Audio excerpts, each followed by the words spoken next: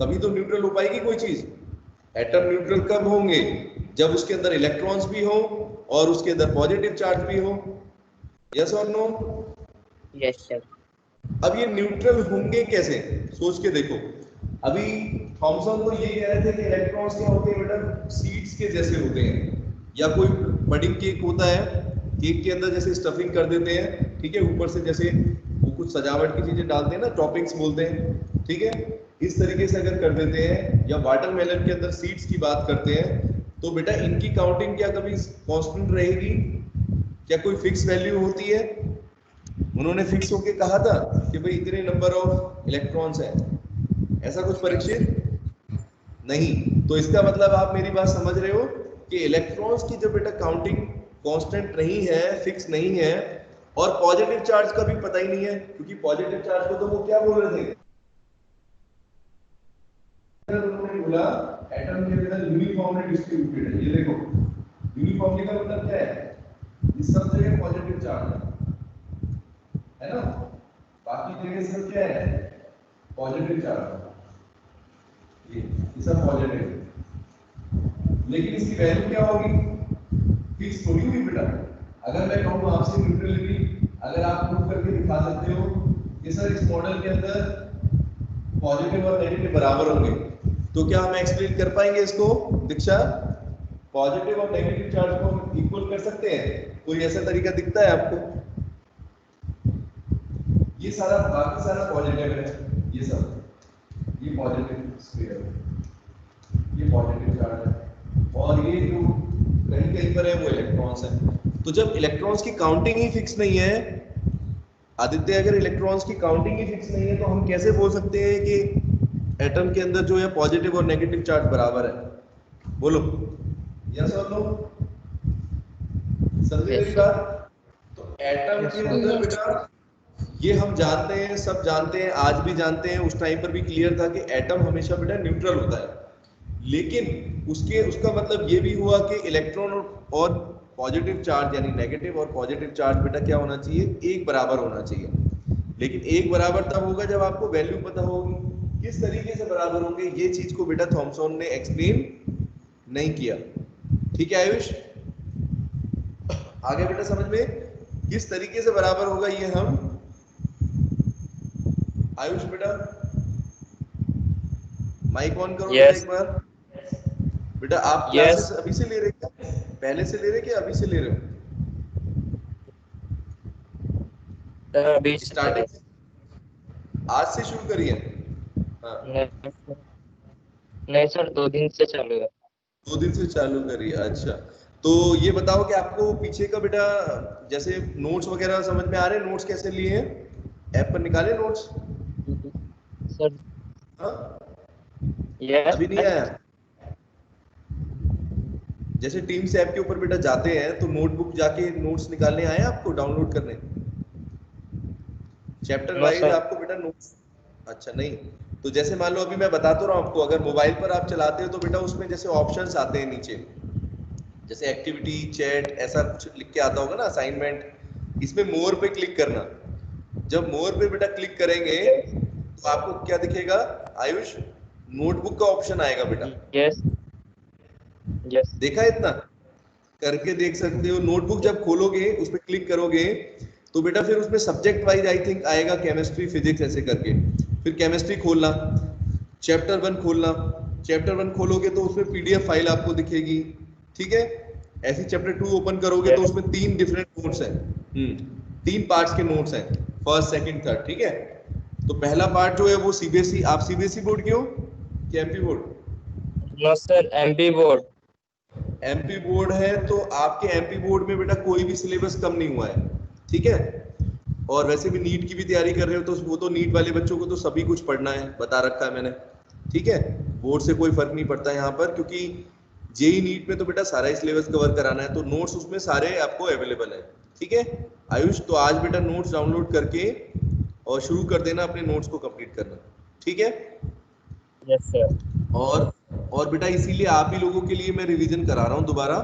ये वैसे बेटा हमारा बोर्स एटॉमिक मॉडल तक कंप्लीट हो चुका है, ठीक है, डी ब्रॉगली तक ये चैप्टर कंप्लीट हो गया है, लेकिन एक बार फिर दोबारा हम एक बार अच्छे से सभी बच्चों को लेते हुए ठीक है, और थोड़ा बड़ा चैप्टर भी है, तो इसीलिए बेटा Yes, उसको sir. एक बार मैं दोबारा रिवाइज कर रहा हूँ। ठीक है, तो कुछ पूछना तो नहीं है पीछे का आपको, Yes. कोई डाउट हो, इसीलिए एक बार जो भी No, डाउट हो बेटा sir. साथ के साथ। No, no. ठीक है, चलो ओके। Yes. ठीक है, तफसील तो बताओ Yes. बेटा क्या लिमिटेशन हो गई, एक पॉइंट बताया आपको, neutrality of the atom, atom neutral होते हैं नेचर में। लेकिन थॉमसन मॉडल बेटा क्या नहीं एक्सप्लेन कर पाया, was not able to explain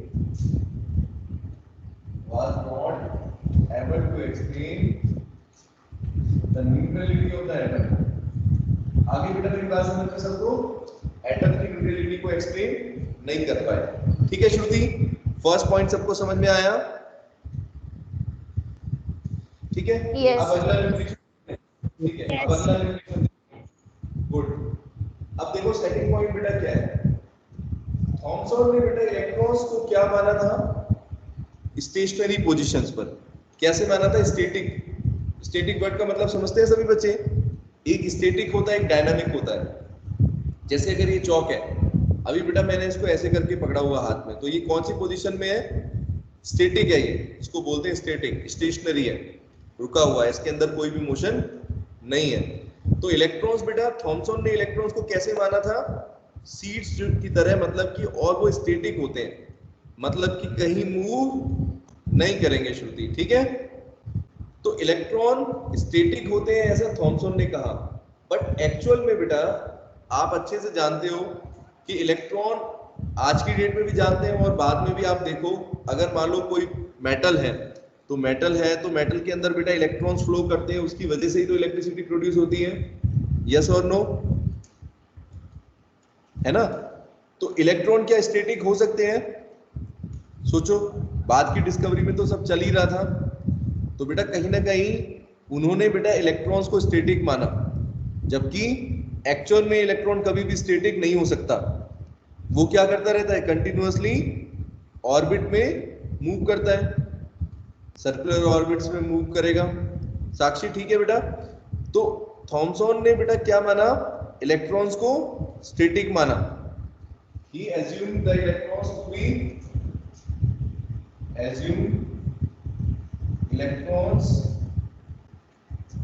to be in static position। ठीक है बेटा, स्टैटिक पोजीशन में माना। आए भी बात समझ में सबको? तो ये बेटा Yes, क्या हुआ, sir. कहीं ना कहीं लिमिटेशन बन गई मयूरी, क्योंकि इन्होंने तो इलेक्ट्रॉन को स्टैटिक मान लिया, लेकिन एक्चुअल में इलेक्ट्रॉन बाद में पता चला, कई डिस्कवरियों से और कई सारे एक्सपेरिमेंट से पता चला कि इलेक्ट्रॉन कभी भी स्टैटिक नहीं होते हैं किसी एटम के अंदर। ठीक है, तो he assume the electron to be in static position. ठीक है, और ये बाद में एक पॉइंट हो गया, वो क्या हो गया? गलत हो गया। ठीक है, तो बेटा एक्चुअल में क्या था, थॉमसन ने जो मॉडल दिया था एटॉमिक मॉडल, वो ज्यादा कुछ उसमें उन्होंने बताया ही नहीं है, कि नहीं? दीक्षा सिर्फ ये बताया बेटा, मेन कंट्रीब्यूशन जो थॉमसन का माना जाता है वो इलेक्ट्रॉन के बारे में इतना बताया कि इलेक्ट्रॉन के ऊपर चार्ज और मास की रेशो कितनी होती है, फिर इलेक्ट्रॉन का मास भी उन्होंने कैलकुलेट किया, और उन्होंने एक रफली मॉडल दिया। ये मॉडल जो था बहुत, मतलब साइंटिफिक मॉडल नहीं बोल सकते आप इसको दीक्षा, साइंटिफिक मॉडल नहीं बोल सकते, एक मतलब बहुत ही एक रैंडमराइज करके दे दिया कि हाँ वाटरमेलन से कंपेयर कर लो, इस तरीके से होते हैं। ठीक है, और उनसे जब ज्यादा पूछा गया तो उनको पता ही नहीं था इसके बारे में, उन्होंने ज्यादा रिसर्च नहीं करी थी। ठीक है ईशान, तो बेटा थॉमसन मॉडल के बारे में कुछ ज्यादा क्वेश्चन आते भी नहीं है। ठीक है, लेकिन आपको ये पता होना चाहिए इसके क्या क्या लिमिटेशंस थे। एक तो बेटा neutrality of the atom, atom की न्यूट्रलिटी को के बारे में उन्होंने कुछ नहीं बताया है, क्लियर? ठीक है, दूसरा बेटा उन्होंने इलेक्ट्रॉन्स को स्टैटिक पोजीशन में माना, बट बाद में बेटा क्या हुआ, but later it was clear that electrons are not static। है ना बेटा, इलेक्ट्रॉन कभी भी स्टैटिक नहीं होते। बोलो, ठीक है, यही दो लिमिटेशंस है, कोई ज्यादा उन्होंने उसके बारे में बताया ही नहीं, पॉजिटिव चार्ज के बारे में भी कुछ ज्यादा एक्सप्लेन नहीं किया। ठीक है, यस तो मयूरी ये लिमिटेशंस, हाँ ये लिमिटेशंस बेटा जो थी आगे किसका रास्ता क्लियर करती है?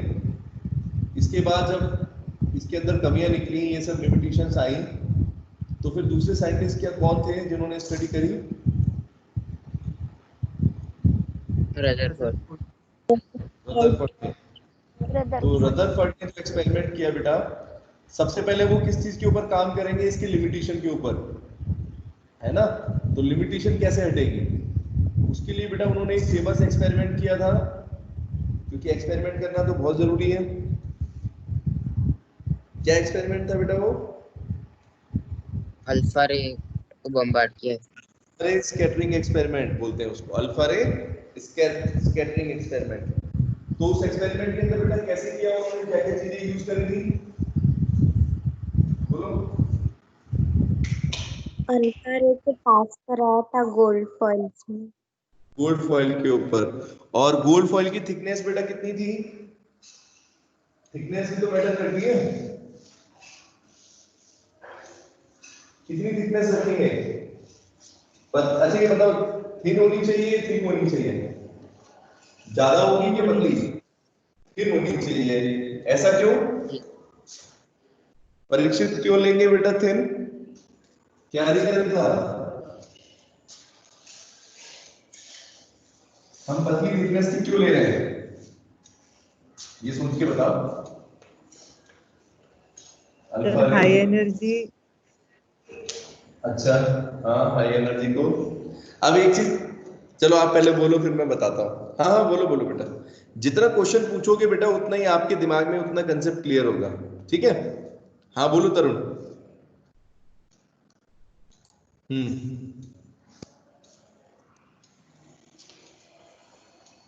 बोलो।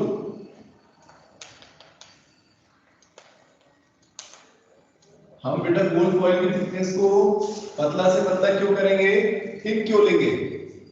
क्योंकि हमें क्या करना है, हमें क्या करना है साक्षी? एटम के स्ट्रक्चर को स्टडी करना है। हमें एटम के अंदर देखना है कि उसके अंदर क्या होगा। तो अब अगर आप मान लो इस चौक के अंदर आप स्टडी करना चाहते हो, ठीक है, इस चौक के पार्टिकल्स की स्टडी करना चाहते हो, चौक के एटम्स की, तो क्या करोगे बेटा? इतना बड़ा चौक लोगे या इसका जितना छोटा पॉसिबल साइज होगा वो लोगे?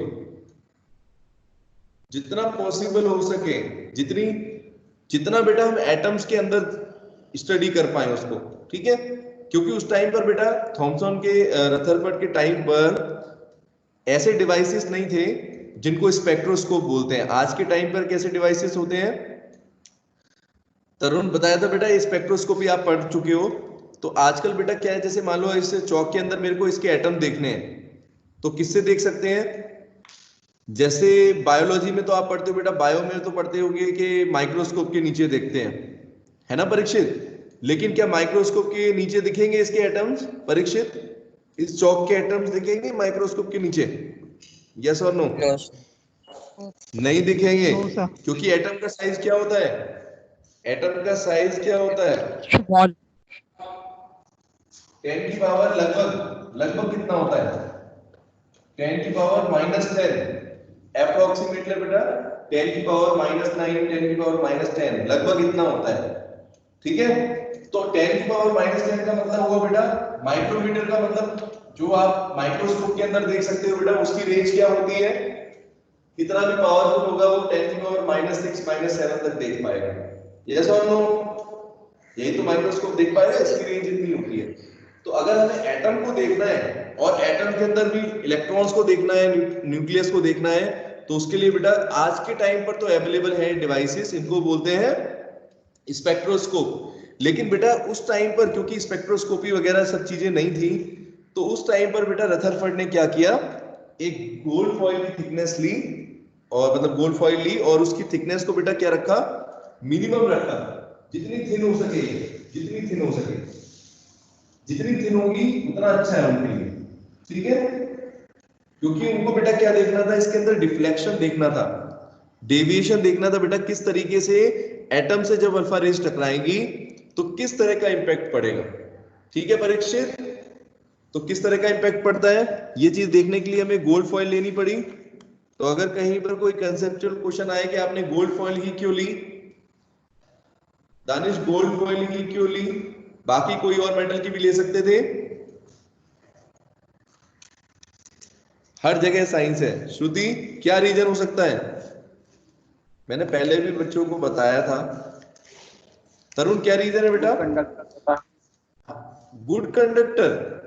तो गुड कंडक्टर से क्या होगा? थोड़ा एक्सप्लेन करो। अगर मैं मान लो अगर आयरन ले लेता तो फिर क्या होता? आयरन भी तो कंडक्टर है। जिंक ले लो, कॉपर ले लो, गोल्ड ही क्यों लिया? Why did we take gold? Sir, इसका रीजन because क्या है? gold is वेरी, हाँ बोलो, हाँ बोलो बेटा। सर गोल्ड कैसा मेटल मेलिएबल, है? sir, malleable. हाँ, good good good good. Malleable और डक्टिलिटी का यहाँ पर फैक्टर है। आप बेटा किसी चीज की थिकनेस कम लेना चाहते हो तो वो प्रॉपर्टी कौन सी होती है जिससे आप और ज्यादा थिन कर सको, उसको बीट कर करके जितना पतली हम लेयर चाहते हैं जितना पॉसिबल हो सके। तो बेटा सबसे ज्यादा जो होता है, हाँ ठीक है तरुण, Yes, तो sir. आसानी से बेटा आप शीट में कन्वर्ट कर सको, है ना, थिन शीट्स के अंदर। तो थिन शीट हमें चाहिए बिल्कुल एकदम। और इसकी थिकनेस लगभग बेटा उन्होंने कितनी ली थी? अप्रोक्सीमेटली उन्होंने कहा था कि 1000 एटम की थिकनेस ली है। कितनी बेटा? लगभग 1000 एटम्स थे बस इसमें। सोचो एटम का साइज कितना कम होता है? 10 की पावर -10, ठीक है, और 1000 एटम्स की थिकनेस ली है। तो आप समझ ही गए होंगे बेटा कितनी छोटी होगी। हाँ मतलब विजिबल तो थी, विजिबल तो होगी, लेकिन बहुत ही बेटा क्या होगी, उसकी थिकनेस बहुत ही कम होगी, ठीक है, वेरी वेरी स्मॉल थिकनेस। अब बेटा जब अल्फा रेज से टकराएंगे तो क्या होगा? व्हाट विल हैपन करो? क्या होगा बताओ? क्या असर देखेंगे? What will be the impact on the gold foil? कुछ रेस डिफ्लेक्ट होगी, कुछ डिफ्लेक्ट होती डायरेक्ट है, निकल जाएगी। कुछ डायरेक्ट निकल जाएंगी, कुछ अनडिफ्लेक्टेड चली जाएंगी, कुछ डिफ्लेक्ट हो जाएंगी। और इन सब से बेटा हम क्या स्टडी कर पाएंगे? तरुण क्या ये स्टडी कर एटम, रहे हैं कि एटम के अंदर, हाँ एटम का स्ट्रक्चर कैसा है, यानी एटम के अंदर बेटा कौन सी स्पेस खाली है, कहां पर पॉजिटिव चार्ज है, कहां पर नेगेटिव चार्ज है। तो अगर उसका कंक्लूजन की तरफ आए तो बेटा देखो एक बार मैं डायग्राम में ड्रॉ करता हूं। इस तरह के अगर मान लो एटम की थिकनेस इस तरीके से रखी हमने, ठीक है, ये एटम की लेयर बनाई है, तो इस पर क्या असर होगा देखना। ज्यादातर रेत बेटा क्या हुई थी परीक्षित? ज्यादातर रेत के साथ क्या हुआ? वो डायरेक्ट निकल जाएगी। डायरेक्टली निकल जाएंगी। तो मतलब कि, और वो भी एटम के बेटा, अगर मान लो ये जैसे एटम का स्ट्रक्चर है इस तरीके से मैंने बनाया, तो मान लो अगर ये एटम का एकदम बाहर का एरिया है, यानी आउटसाइड, यानी ये भी एटम का बाहरी हिस्सा है और ये भी एटम का बाहरी हिस्सा है। तो एटम क्या हो गया बेटा? स्टेट बाहर के आउटवर्ड एरिया से क्या हुई? सीधी स्ट्रेट निकल गई, ऐसा देखा गया, ठीक है। फिर बेटा जैसे जैसे थोड़ा सेंटर की तरफ आते हैं तो सेंटर की तरफ और आएंगे तो क्या होगा? कुछ रेज बेटा क्या हो जाएंगी? स्मॉल एंगल्स पर डिफ्लेक्ट हो जाएंगे। कैसे हो जाएंगे बेटा डिफ्लेक्ट? छोटे छोटे एंगल्स पर, है ना, deflected by small angles. Tarun, the rays, some of the rays will लगभग कितनी 15% के आसपास, 15-20%, ठीक है। ज्यादातर तो बेटा क्या हो गई? स्ट्रेट निकल गई, लगभग 60 से 70% तक आप ये लेके चलो, कितनी परसेंट जो बेटा रेज थी वो स्ट्रेट चली गई, ठीक है, बिना किसी रिफ्लेक्शन के, डिफ्लेक्शन के। और लगभग 15% बेटा जो रेज थी वो क्या हुई? डिफ्लेक्ट हुई। बट डिफ्लेक्ट कितने से हुई बेटा? छोटे छोटे एंगल से, डिफ्लेक्टेड बाय स्मॉल एंगल्स, ठीक है मयूरी। तो अभी इनके बेटा yes, कंक्लूजन भी निकलेंगे, इनके कंक्लूजन भी आप मुझे बताना कि इसका क्या कंक्लूजन निकला था। तो ज्यादातर रेंज बेटा स्ट्रेट चली गई, कुछ डिफ्लेक्ट हुई, छोटे छोटे एंगल्स पर डिफ्लेक्ट हो गई इस तरीके से, ठीक है, छोटे छोटे एंगल मतलब इस तरीके से, ठीक है। और अगर बिल्कुल बेटा सेंटर की बात करें तो सेंटर पर हमने क्या देखा था? सेंटर पे क्या होता है? बहुत कम रेज ऐसी होती है जो सेंटर पे पास करती है, लगभग 12,000 में से कोई एक रेज सेंटर से हमने पास करी, तो हम क्या देखेंगे बेटा, ये रे अगर बिल्कुल सेंटर से पास हो रही होगी तो क्या देखोगे, सेंटर से जो बिल्कुल पास हो रही है वो बिल्कुल वापस अपनी एक्सिस पर 180 डिग्रीज पर बैक हो जाएगी, रिटर्न हो जाएगी, यानी डिफ्लेक्ट हो जाएगी बेटा कितने एंगल पर, 180 डिग्री पर। 180। हाँ, अब तीनों के कंक्लूजन क्या थे, इनका क्या कंक्लूजन निकला था, यहाँ पर तीनों को एक एक करके स्टडी करते हैं। तो बताओ बेटा, पहली प्रॉपर्टी यानी कि ज्यादातर जो डिफ्लेक्ट नहीं हुए, ज्यादातर रिफ्लेक्शन नहीं हुआ, रेज का स्टेट चली गई, इसका मतलब क्या है, दो वहाँ पे कंक्लूजन निकल, empty हाँ, एटम में एम्प्टी स्पेस। एटम में एम्प्टी स्पेस होती है, बिल्कुल सही बेटा। एटम एक तरीके से कैसा है, जैसे आप लोग ऐसे मान के चलो, आपने पढ़ा है मैथ में होलो और सॉलिड, तो सॉलिड बेटा होता है जिसके अंदर कुछ भरा हुआ होता है, और होलो का मतलब क्या हो गया, खाली, अंदर से खोखला। तो एक्चुअल में ऐसे मान के चलो बेटा, एटम का ज्यादातर पार्ट क्या है, होलो है, एटम का ज्यादातर पार्ट बेटा क्या होगा, होलो होगा, तो यानी सारी स्पेस लगभग खाली है, ठीक है, और कहीं कहीं पर क्या है, कुछ पार्टिकल्स हैं। अब इन पार्टिकल की अगर चार्ज की बात करें परीक्षित, तो चार्ज कैसे निकालेंगे, अगर हम इन पार्टिकल्स के चार्ज की बात करें तो चार्ज कैसे स्टडी करेंगे, देखो इसके लिए आप देखो बेटा, क्योंकि अल्फा रे के ऊपर बेटा कौन सा चार्ज है, अल्फा पार्टिकल्स के ऊपर, अल्फा पार्टिकल्स के अल्फा रेज होते क्या है, किनको बोलते हैं alpha rays, He2 positive, He2 positive, positive, helium के ऊपर बेटा 2 पॉजिटिव चार्ज होता है, इसको बोलते हैं अल्फा रेज, ठीक है, और H पॉजिटिव को क्या बोलते हैं, H पॉजिटिव, H पॉजिटिव को क्या बोलेंगे, He2 पॉजिटिव को अल्फा बोलते हैं H पॉजिटिव को क्या बोलेंगे, हाँ परीक्षित, हाइड्रोजन है। अरे हाइड्रोजन आयन तो बोलते ही है, इसके अलावा बेटा एक और नाम है उसका, साक्षी क्या नाम है, H पॉजिटिव को क्या बोल सकते हो दूसरे वर्ड्स में, प्रोटॉन अलग से होता है कुछ, प्रोटॉन भी तो बेटा वही है, प्रोटॉन का भी देखो, अगर आप प्रोटॉन के ऊपर चार्ज कितना होता है प्लस, और मास कितना होता है 1, बोलो, तो प्रोटॉन भी बेटा एक तरीके से H पॉजिटिव आयन ही है, हाइड्रोजन ये देखो H पॉजिटिव, इसी को प्रोटॉन बोलते हैं, कुछ अलग से नहीं है, ठीक है, चलो पढ़ेंगे आगे, बताऊंगा आपको, ठीक है, प्रोटॉन की डिस्कवरी कैसे हुई वो कैनाल रेंज में बताऊंगा आपको, अभी आप इतने पे ध्यान दो। तो बेटा फर्स्ट कंक्लूजन निकला कि ज्यादातर स्पेस एम्प्टी है, और अगर चार्ज की बात करें तो बेटा क्योंकि अल्फा रेज के ऊपर कैसा चार्ज है मयूरी, अल्फा रेज के ऊपर कैसा चार्ज है बेटा, पॉजिटिव या नेगेटिव, positive पॉजिटिव चार्ज है, तो सोच के बताओ अगर कोई पॉजिटिव रेज होंगी, अगर वो बेटा यहाँ पर मान लो, यहाँ पर अगर मैं कहूँ कि कौन सा पार्टिकल है पॉजिटिव या नेगेटिव है, तो क्या समझोगे आप, अगर बेटा यहाँ पर कोई पॉजिटिव चार्ज होता, रिपेल करता ना, तो रिपेल करने का मतलब क्या था, डिफ्लेक्ट कर देता, लेकिन अगर स्टेट जा रही है, अगर बेटा अल्फा रेज सीधे चली गई बिना किसी रुकावट के, तो ऐसा नहीं लगता आपको कि यहाँ पर कोई ऐसा है जो उसको अट्रैक्ट कर रहा होगा पॉजिटिव को, यस और नो, तो इसका मतलब yes sir अगर हम एटम के बाहरी हिस्से को देखें, एटम का ज्यादातर जो बाहरी हिस्सा है उस पर देखें, तो बेटा उस पर क्या चार्ज हो सकता है, क्या पॉसिबिलिटी है उसकी, नेगेटिव चार्ज के होने की पॉसिबिलिटी है, तो यहाँ पर बेटा अगर नेगेटिव चार्ज यहाँ पर हो सकता है, तो नेगेटिव चार्ज का मतलब कौन से पार्टिकल्स है, ये थॉमसन ने बता दिया था पहले ही कि नेगेटिव चार्ज का मतलब है इलेक्ट्रॉन्स है, यस और नो, ये इलेक्ट्रॉन्स बेटा जो है वो घूम रहे हैं, लेकिन इनकी बेटा संख्या बहुत कम होती है, साक्षी इलेक्ट्रॉन्स की काउंटिंग बहुत कम होती है कि नहीं, तो इसीलिए, हाँ इसीलिए ज्यादातर स्पेस एम्प्टी होती है, और इनका मास भी बहुत कम है, इलेक्ट्रॉन का मास कितना है परीक्षित, पढ़ा था कल हमने, मास ऑफ इलेक्ट्रॉन कितना आई थी value, m of p, mass of electron is equal to, बताओ 9.1 9.1 into 10 to the power -31।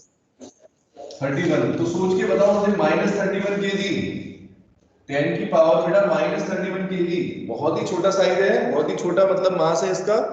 Electron के अंदर बेटा मास बहुत कम होता है, ठीक है। और इसी वजह से आप ये समझ लो कि स्पेस ज्यादातर एम्प्टी ही मानी जाएगी, ठीक है। स्पेस सारी बेटा ज्यादातर खाली है, लेकिन उस एम्प्टी स्पेस में अगर कोई पार्टिकल हो सकता है तो उस पर क्या चार्ज होगा बेटा, नेगेटिव चार्ज होगा। इसका मतलब ये बात तो समझ में आ गई कि इलेक्ट्रॉन्स कहाँ होते हैं, कहीं बाहर होते हैं, इस तरीके से, है ना बेटा। क्लियर हुआ, ये चीज समझ में आई। अब बेटा और बात करते हैं। अब ये कुछ रेज जो है वो कुछ कुछ एंगल्स पर डिफ्लेक्ट होगी, यहां से आके यहां डिफ्लेक्ट होगी, ठीक है।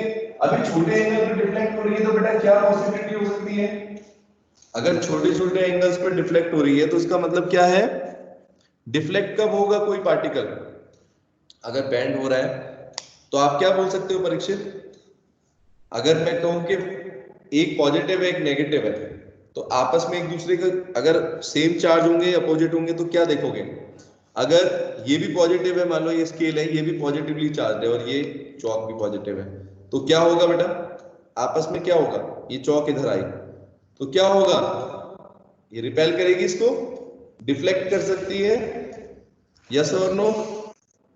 अब देखो, यस सर। अब कमाल की बात देखना, अगर ये अभी स्केल तो आपको एक जैसा दिख रहा है, लेकिन मैं अभी आपको क्या बोलता हूं, सुनना ध्यान से, इस स्केल के बेटा बीच में, इस स्केल के बीच में मैंने पॉजिटिव चार्ज रखा है, सुनना ध्यान से, बीच में पॉजिटिव चार्ज ज्यादा है और कोनों पर नहीं है, मतलब ना के बराबर है, बहुत कम है। अब क्या होगा, अगर मैं यहां पर आता हूं, कॉर्नर्स पर आता हूं, तो कॉर्नर्स में बेटा पॉजिटिव चार्ज की वजह से कुछ ना कुछ रिपल्शन तो होगा, कुछ ना कुछ डिफ्लेक्शन तो होगा, लेकिन वो बहुत कम होगा। क्या होगा परीक्षित, बहुत कम होगा बेटा, कॉर्नर्स की अगर बात करें यहां तक ऐसे, तो ये डिफ्लेक्ट होगा लेकिन बहुत कम एंगल पर, समझे मेरी बात। लेकिन अगर बिल्कुल सेंटर पर टकराया, अगर बिल्कुल बेटा सेंटर पर टकराया है ये चौक, तो ये भी पॉजिटिव है और ये भी पॉजिटिव है, तो क्या होगा, अगर सारा का सारा पॉजिटिव मैं कहूं चार्ज इसके अंदर कंसंट्रेट है इसके सेंटर पर, तो इस चौक के अगर सेंटर पर टकराएगा तो बेटा क्या होगा, वापस उसी पाथ पर चला जाएगा, डिफ्लेक्ट हो जाएगा। बोलो समझ रहे हो मेरी बात। तो इसका मतलब बेटा यहाँ पर जो डिफ्लेक्शन हमें दिखाई दे रहा है, वो डिफ्लेक्शन इस बात को प्रूव करता है कि सेंटर पर तो पूरी तरह से रिफ्लेक्शन हो रहा है, इसका मतलब बिल्कुल सेंटर में कोई ऐसा पार्टिकल है जिस पर बेटा पॉजिटिव चार्ज बहुत ज्यादा है, ठीक है। तो कोई ऐसी छोटी सी जगह है, बिल्कुल एकदम स्मॉल बोल सकते हैं, इतना छोटा सा, ठीक है। तो ये बेटा छोटा सा क्या है, आपका एक न्यूक्लियस है, और ये न्यूक्लियस का बेटा ऊपर बहुत ही ज्यादा पॉजिटिव चार्ज है, मतलब इसके ऊपर पॉजिटिव चार्ज की डेंसिटी क्या है परीक्षित, बहुत ही ज्यादा है, ठीक है। साक्षी आई मेरी बात समझ में बेटा, पॉजिटिव चार्ज जो है इसकी डेंसिटी बहुत ज्यादा है, बिल्कुल वापस उसने रिपेल कर दिया। अगर पूरी तरह से डिफ्लेक्ट कर दिया तो उसका मतलब समझ ही गए आप लोग, है ना। एक इलेक्ट्रॉन या जो अल्फा पार्टिकल्स है ये भी कोई हल्की चीज नहीं है, तो अल्फा पार्टिकल्स को अगर कोई वापस रिपेल करता है बिल्कुल उसी के पाथ पर अगर वापस पड़ता है 180 डिग्री पर, इसका मतलब है बेटा कि वहां पर पॉजिटिव चार्ज की डेंसिटी जो होगी वो क्या होगी, बहुत ही ज्यादा है, ठीक है। लेकिन उसका साइज बेटा क्या होगा तरुण, साइज क्या होगा बेटा, बहुत ही कम है, यानी साइज कम है लेकिन चार्ज की वैल्यू बहुत ज्यादा है, पॉजिटिव चार्ज। समझ गए अभी बच्चे, इस बात को समझ रहे हैं कि न्यूक्लियस का साइज बेटा बहुत कम है लेकिन इस पर पॉजिटिव चार्ज बहुत ज्यादा है, और इसको नाम न्यूक्लियस दिया, ये तो आपको पता ही है। तो इसीलिए आता है हमेशा कि न्यूक्लियस की डिस्कवरी किसने करी है, तो उसके लिए किसका नाम आएगा, अर्नेस्ट रदरफोर्ड, ठीक है। तो न्यूक्लियस की डिस्कवरी बेटा इस एक्सपेरिमेंट के बाद हुई, ठीक है। तो उन्होंने एक्सप्लेन करके बताया कि न्यूक्लियस बेटा सेंटर में होता है, इसमें पॉजिटिव चार्ज होता है, होगा, बोलो, सेंटर में कंसंट्रेट होगा, यहां पर न्यूक्लियस के अंदर पॉजिटिव चार्ज कंसंट्रेट है, और इलेक्ट्रॉन्स बेटा क्या करते हैं, इलेक्ट्रॉन्स क्या कर रहे हैं, इस तरीके से ऑर्बिट्स में मूव करते हैं, ठीक है। ठीक है साक्षी, आए बेटा समझ में। यस तो देखो, थॉमसन्स मॉडल और रदरफोर्ड मॉडल के बीच में एक बार डिफरेंस समझने की कोशिश करो। थॉमसन ने बेटा इलेक्ट्रॉन्स को स्टैटिक माना था, लेकिन रदरफोर्ड ने अच्छा काम किया, क्योंकि रदरफोर्ड ने इलेक्ट्रॉन्स को स्टैटिक नहीं माना, उन्होंने माना कि इलेक्ट्रॉन बेटा मूव कर रहे हैं। तफसील इलेक्ट्रॉन जो है बेटा वो क्या है, स्टैटिक नहीं है, इलेक्ट्रॉन्स मूव करते रहते हैं, लेकिन किसके चारों तरफ करते हैं, न्यूक्लियस के चारों तरफ करते हैं। ठीक है, बोलो yes or no. Yes sir. और इसको बेटा उन्होंने किससे कंपेयर कर दिया था, this atom was compare to solar system. Solar system के जैसे कंपेयर किया उन्होंने कि जैसे सोलर सिस्टम के अंदर बीच में सन होता है ना, और सन की ग्रेविटेशनल फोर्स की वजह से जितने प्लैनेट्स हैं ऐसे करके ऑर्बिट मूव करते हैं, है कि नहीं, वहां पर प्लैनेट्स मूव करते हैं और यहां पर इलेक्ट्रॉन जो है वो क्या कर रहे हैं, न्यूक्लियस के चारों तरफ चक्कर काट रहे हैं। बिल्कुल सेम कंपेयर किया उन्होंने। ठीक है, इतना उन्होंने कहा था। इस एक्सपेरिमेंट का नाम था अल्फा रे स्कैटरिंग एक्सपेरिमेंट। तो बेटा क्या क्या पॉइंट था, nucleus has very large mass density. अच्छा, न्यूक्लियस का साइज भी बेटा कई बार पूछते हैं, तो न्यूक्लियस का साइज ऑलमोस्ट कितना होता है अप्रोक्सीमेटली, पता है किसी बच्चे को? अगर बेटा एटम का साइज 10 की पावर -10 है, तो न्यूक्लियस का कितना होगा बेटा, 10 की पावर 1/12। अगर इसका साइज अगर हम कहें, एटम का साइज अगर 10 की पावर -10 मीटर ले लें, एटम का जो रेडियस या डायमीटर है 10 की पावर -10, तो बेटा न्यूक्लियस का देखो कितना कम है, न्यूक्लियस का उसका भी बहुत कम हो गया, 10 की पावर -15। देख रहे हैं सभी बच्चे, बहुत ही छोटा है बेटा न्यूक्लियस का साइज। ठीक है, तो एक जैसे एग्जाम्पल के तौर पर बोलते हैं कि अगर मान लो, अगर आप मान लो कोई क्रिकेट स्टेडियम है, ठीक है, एक क्रिकेट स्टेडियम के अंदर बेटा एक छोटी सी जो बॉल होती है, क्रिकेट की बॉल होती है, अगर इस बॉल को अगर आप न्यूक्लियस मानोगे, सुनना मेरी बात, अगर न्यूक्लियस को एक छोटी सी बॉल से कंपेयर कर रहे हो, तो जितना स्टेडियम है वो तो बेटा सारा एटम हो गया। समझ रहे हो मेरी बात?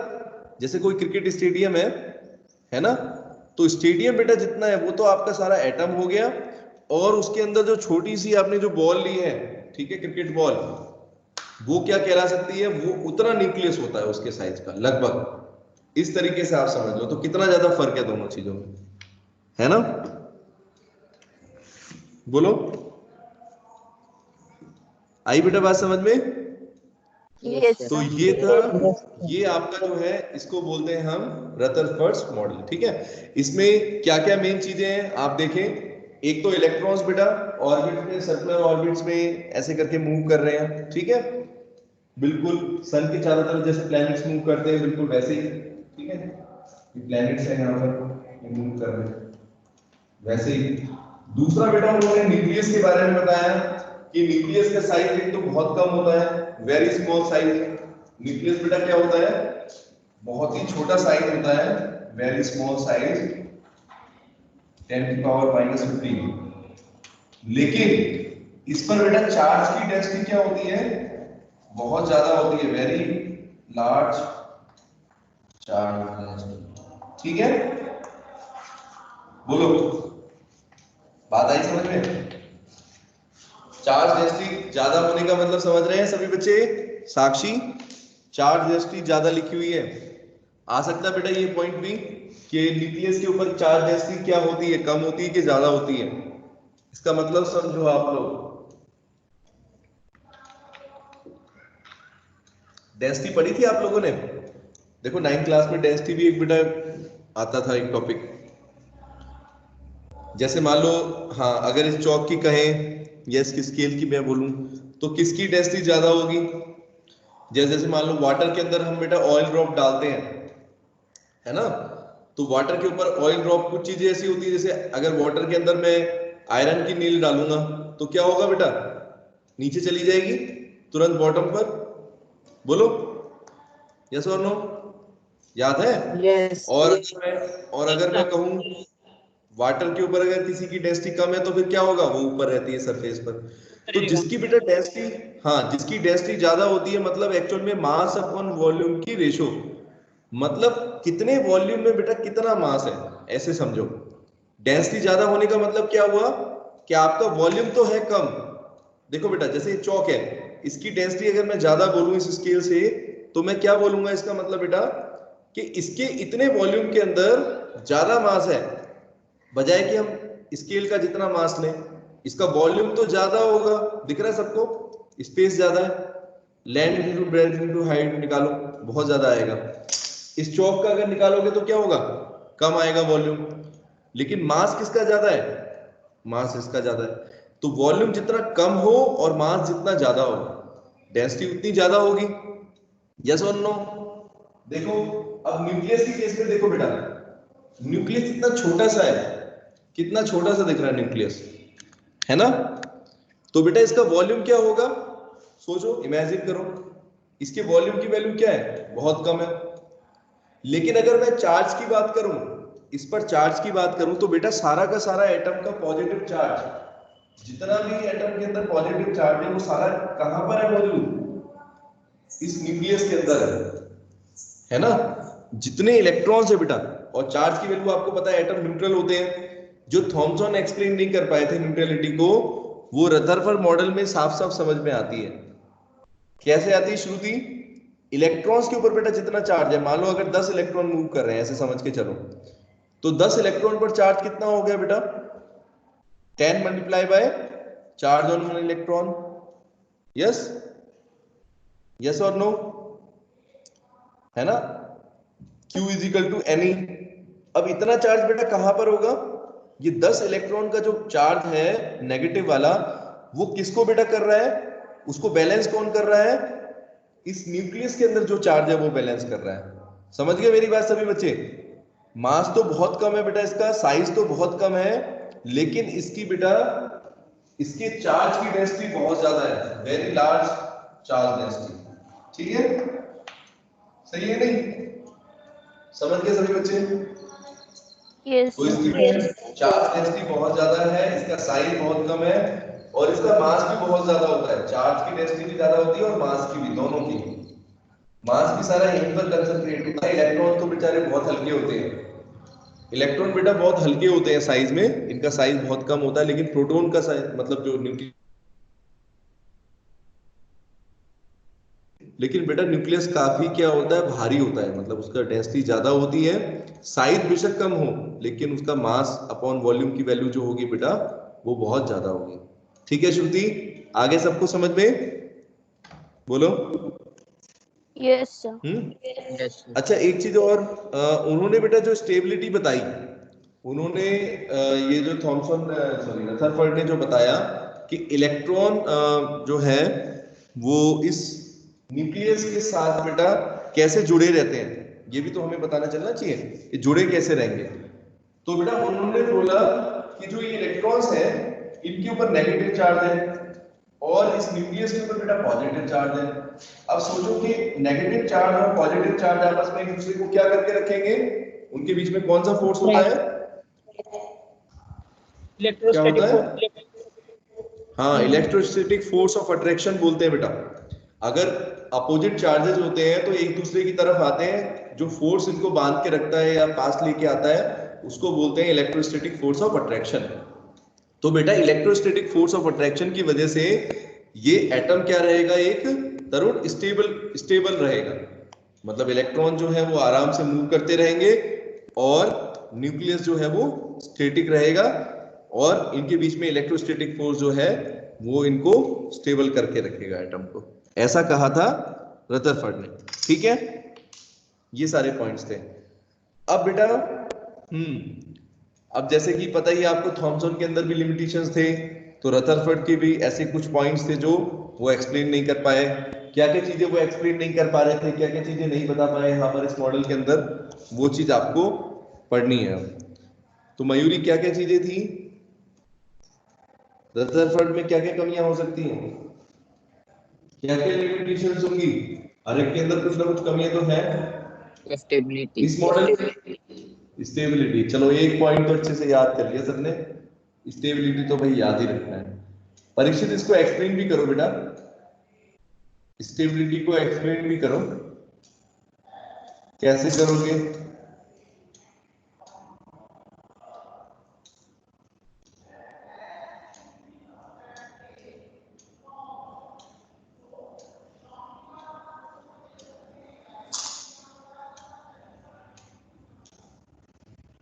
बोलो बेटा।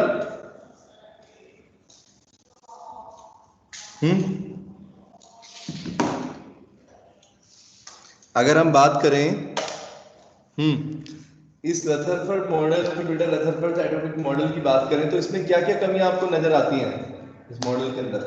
तो देखो एक्चुअल में बेटा उन्होंने क्या किया, उन्होंने माना था सोलर सिस्टम से कंपेयर किया था उन्होंने, है ना Parikshit? He compared the atomic model, atom के अंदर इलेक्ट्रॉन्स और न्यूक्लियस को बेटा किससे कंपेयर कर दिया? सोलर सिस्टम के साथ कंपेयर कर दिया कि जो प्लैनेट्स हैं वो तो इलेक्ट्रॉन्स की तरह है, ठीक है, और सन जो है बेटा वो क्या है, बोलो, न्यूक्लियस की तरह से। लेकिन इसमें एक पॉइंट उन्होंने जो चीज जो नई एक्सप्लेन करी वो क्या थी कि बेटा हम जो सोलर सिस्टम की स्टेबिलिटी को अगर मान रहे हैं तो सोलर सिस्टम के अंदर जो बेटा पार्टिकल्स है, मतलब कि जो प्लैनेट्स हैं और जो सन है, ये बेटा अनचार्ज होते हैं, इन पर कोई भी चार्ज की वैल्यू नहीं होती। समझे मेरी बात? जैसे सन है तो सन के ऊपर कोई चार्ज नहीं है उस पर, ठीक है, समझे मेरी बात? चार्ज नहीं होता उस पर, ठीक है। इसी तरीके से अगर प्लेनेट है तो प्लेनेट के ऊपर भी कोई चार्ज नहीं होता। तो सोलर सिस्टम में बेटा जो प्लैनेट्स मूव कर रहे हैं एक्चुअल में वो ग्रेविटेशनल फोर्स की वजह से आपस में कनेक्टेड रहते हैं, ठीक है। सन उनको अट्रैक्ट करके रखता है, तो हर एक प्लेनेट एक क्या करता है, एक पर्टिकुलर डिस्टेंस पर मूव करता रहता है, ठीक है। लेकिन बेटा कुछ डिस्कवरियां आगे हुई, कुछ नई रिसर्चेज हुई उस टाइम पर रदरफोर्ड मॉडल के बाद, जिसमें ये चीज देखी गई कि अगर कोई चार्ज पार्टिकल होता है बेटा, अगर कोई चार्ज पार्टिकल होता है तो कहीं ना कहीं अगर चार्ज पार्टिकल मूव करता है, सुनने मेरी बात बेटा, अगर चार्ज पार्टिकल मूव कर रहा है, जैसे मान लो इलेक्ट्रॉन है, तो कहने का मतलब अगर इलेक्ट्रॉन बेटा उसके ऊपर नेगेटिव चार्ज है -1.6 है ना, 10⁻⁻19, इस चार्ज के साथ अगर बेटा वो कहीं पे मूव करेगा तो ये चीज आई सामने कि कहीं ना कहीं वो बेटा एनर्जी को क्या करेगा, या तो रेडिएट करता है या फिर गेन करता है। समझिए मेरी बात?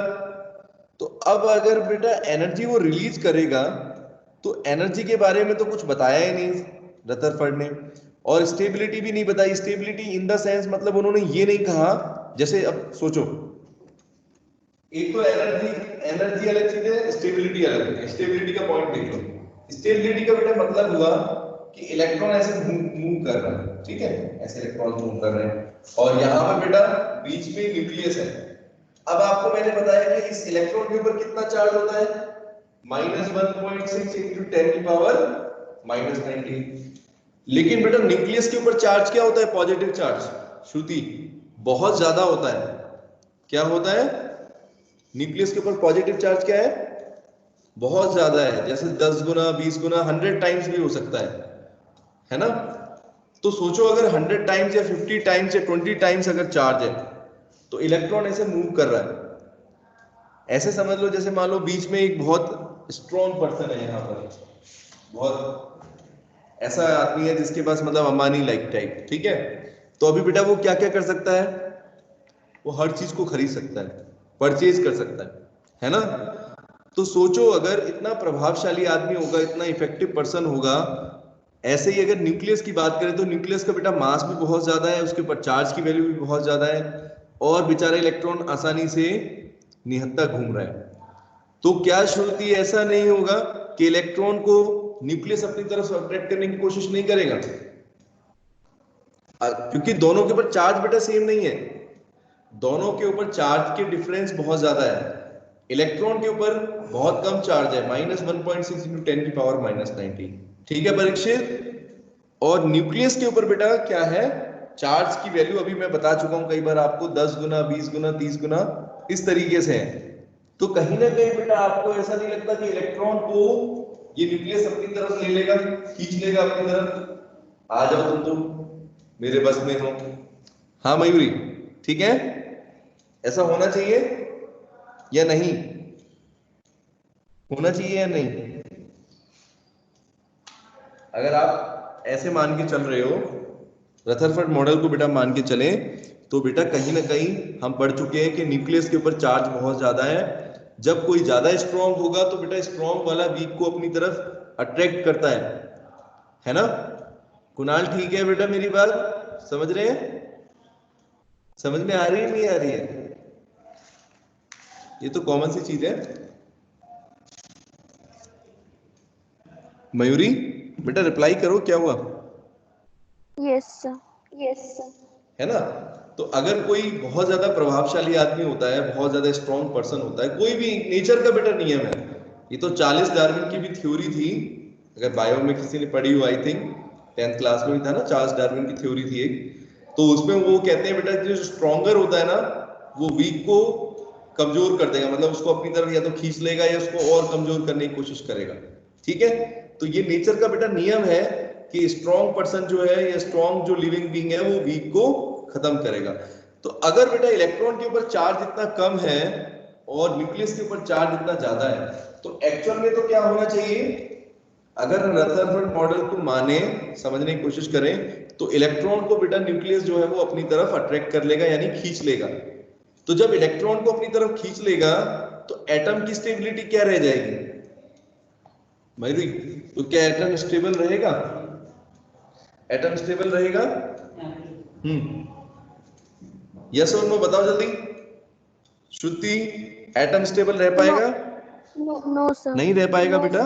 जब इलेक्ट्रॉन एक तरीके से अच्छे खासे अपनी पोजीशन से ही खिसक गए तो बेटा स्टेबिलिटी हो ही नहीं सकती। स्टेबल तो हम तभी बोलते हैं ना किसी चीज को, जब सब चीज अपने तय समय पर चलती रहे। जैसे हमारे कंट्री का सिस्टम है, वो इकोनॉमी को बोले स्टेबल है, तो स्टेबल बेटा कब बोलेंगे? जब हर पर्सन जो है अपना प्रॉपर तरीके से अर्निंग करता रहे, है ना, कोई डिस्टरबेंस ना क्रिएट हो। अभी एकदम से कोई दिक्कत आ गई, जैसे कोरोना वायरस का दिक्कत आ गई, तो इकोनॉमी क्या हो गई बेटा? सब लोगों के ऊपर असर आ गया उसका, है कि नहीं? समझ रहे मेरी बात? तो स्टेबिलिटी बेटा कैसे आएगी? अगर रदरफोर्ड मॉडल को समझें तो बेटा रदरफोर्ड मॉडल तो ये कहना चाहते हैं कि इलेक्ट्रॉन जो है वो न्यूक्लियस के अंदर चला जाएगा, लेकिन एक्चुअल में बेटा ऐसा नहीं होता। क्योंकि कोई भी एटम को हम देखें, जैसे ये चौक है, चौक के अंदर एटम्स होते हैं, तो अगर हम अच्छे से जानते हैं कि एटम हमेशा स्टेबल रहते हैं। ऐसा नहीं है बेटा कि इसके अंदर से एटम में से इलेक्ट्रॉन निकल के और जो है खत्म हो जाए, ऐसा कभी हुआ है? एटम्स हमेशा स्टेबल होते हैं। तो इसका मतलब बेटा है कि Rutherford was not able to explain this stability of the atom. ये बेटा इनकी क्या बन गई, क्या चीज थी ये लिमिटेशन थी, limited. Not explain the stability of the atom.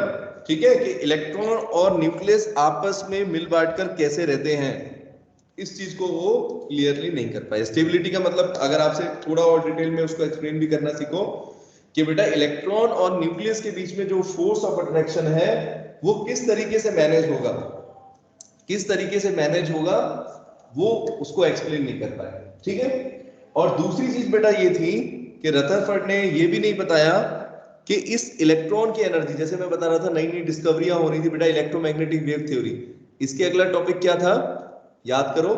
Rutherford के बाद बेटा मैंने बताया था आपको मैक्सवेल की इलेक्ट्रोमैग्नेटिक वेव थ्योरी। तो बेटा वहां पर कुछ साल बाद क्या हुआ, कुछ नया कंसेप्ट आ गया इलेक्ट्रोमैग्नेटिक वेव थ्योरी, जिसमें ये कहा जाता है कि कोई भी पार्टिकल बेटा है, अगर कोई भी चार्ज पार्टिकल है, मान लो इलेक्ट्रॉन है, तो अगर मैं इलेक्ट्रॉन को मूव करता हूं, सीधे से आप समझे, ठीक है, तो अगर बेटा एक चार्ज पार्टिकल, जैसे ये चार्ज, ये चौक है, चौक के ऊपर मैंने कोई चार्ज है मान लो पॉजिटिव या नेगेटिव चार्ज, और इसको अगर बेटा मूव करता हूं तो इसमें से बेटा एनर्जी क्या होती है, एमिट होगी या रेडिएट होगी या एब्जॉर्ब होगी। ऐसा इलेक्ट्रोमैग्नेटिक वेव थ्योरी में आ रहा था। तो कहीं ना कहीं बेटा एनर्जी के बारे में तो इन्होंने कुछ कहा ही नहीं। ठीक है, Rutherford did not explain anything about the energy of the nucleus और एनर्जी ऑफ द इलेक्ट्रॉन्स। नहीं कहा था साक्षी इलेक्ट्रॉन्स की कितनी एनर्जी होती है, क्या होती है, कुछ नहीं बताया उन्होंने सिर्फ ये कह दिया कि सोलर सिस्टम की तरह है, और सोलर सिस्टम में जिस तरीके से प्लेनेट मूव कर रहे हैं सन के चारों तरफ, इलेक्ट्रॉन भी सिंपली इसी तरीके से मूव करते हैं और स्टेबल रहते हैं। ठीक है बेटा, बेटा आपको मैंने बताया first he could not explain the stability of the atom, जिसमें आप बोलोगे कि when A charge particle move around the oppositely charge nucleus it should fail into the nucleus. बेटा वो क्या होना चाहिए, न्यूक्लियस के अंदर गिर जाना चाहिए, क्योंकि न्यूक्लियस के अंदर इतना चार्ज होता है, ठीक है, कि वो इलेक्ट्रॉन को अट्रैक्ट कर सकता है आराम से, ठीक है। तो ना तो स्टेबिलिटी बेटा उन्होंने एक्सप्लेन करी, फर्स्ट स्टेबिलिटी एक्सप्लेन नहीं करी, did not explain the stability of the atom. दूसरा बेटा जो था सेकंड पॉइंट जो आपको बता रहा हूं, it could not explain the Maxwell's electromagnetic wave theory.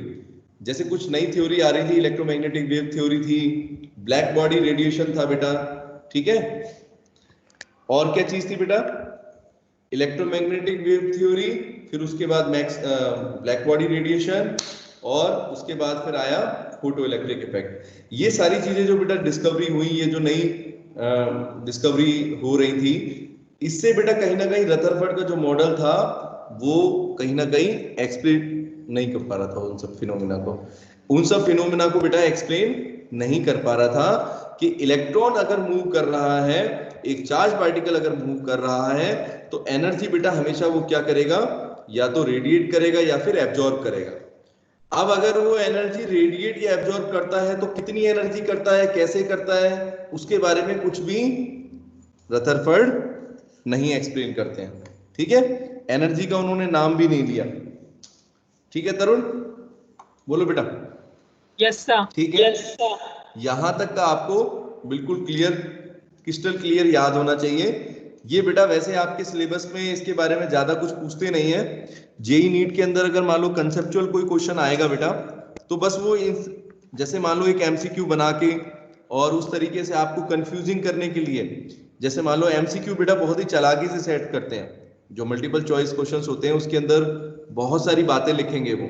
तो जैसे मैंने आपको बताया कि थॉमसन में याद रखने की बात है कि इलेक्ट्रॉन्स स्टैटिक होते हैं, ठीक है, ये पॉइंट मत भूलना कि थॉमसन मॉडल जो है उसके अंदर इलेक्ट्रॉन स्टैटिक माने गए हैं।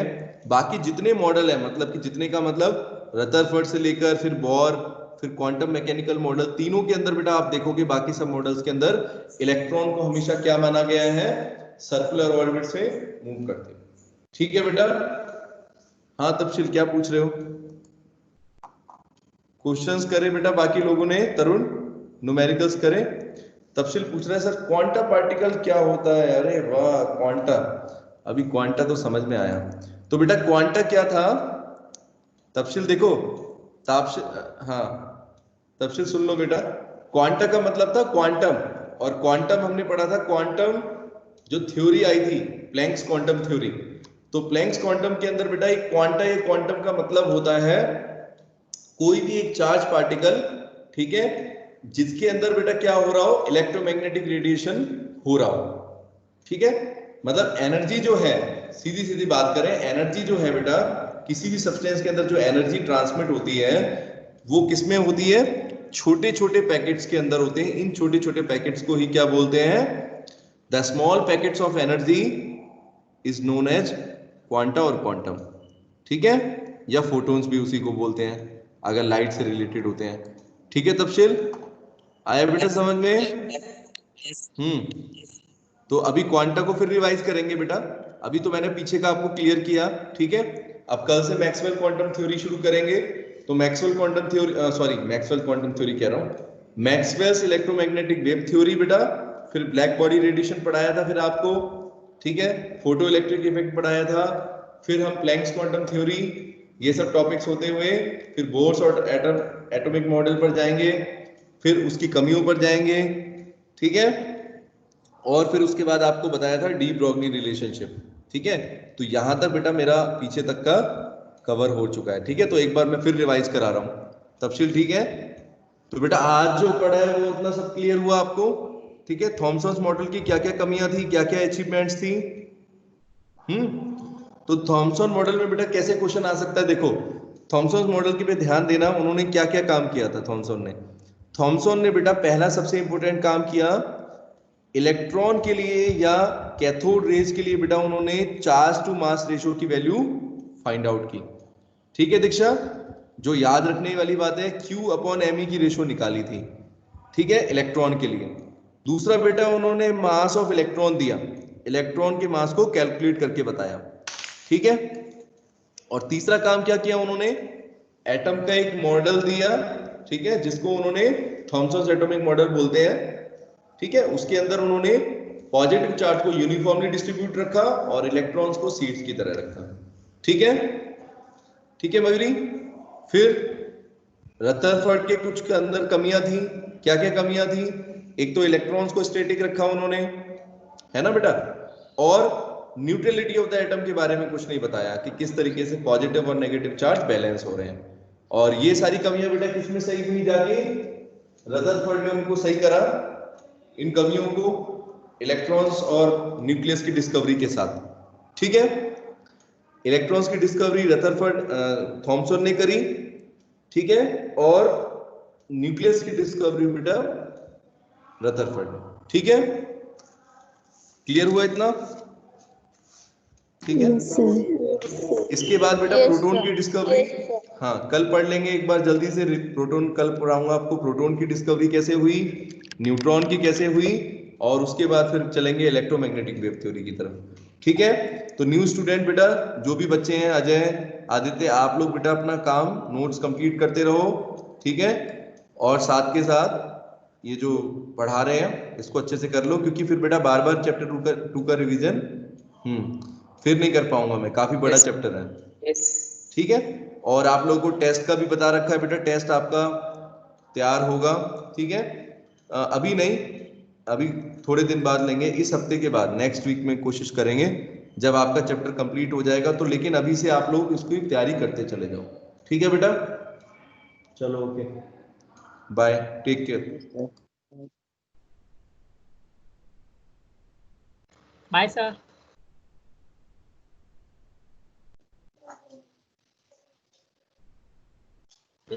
अबे रुक।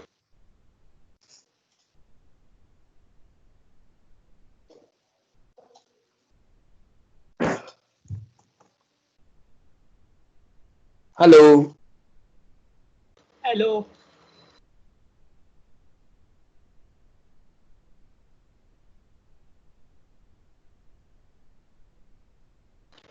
हेलो सर, आप दिख नहीं रहे।